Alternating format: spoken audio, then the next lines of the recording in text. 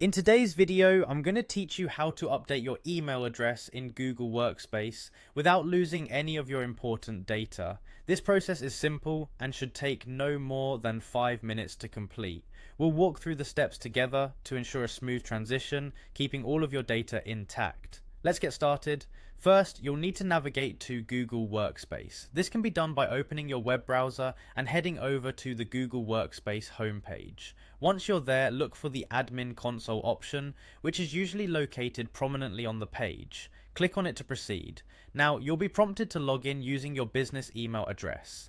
Enter your details and then click on Next or Sign In depending on your screen prompt. Ensure that you use the correct credentials associated with your Google Workspace account to access the full suite of administrative tools. After you've successfully logged in, direct your attention to the Google Apps menu situated at the top right corner of your screen.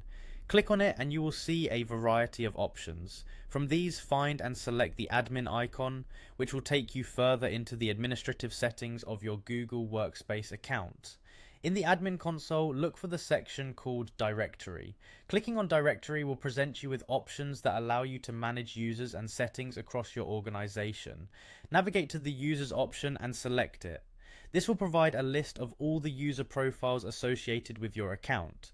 Browse through the list of users until you find the specific user profile you need to update. Click on that user profile to access detailed settings and actions related to this account. You'll notice various options, but what you want is the Update User button. Click it to begin the process of changing the email address. Once you're in the user settings, locate the field that displays the primary email address.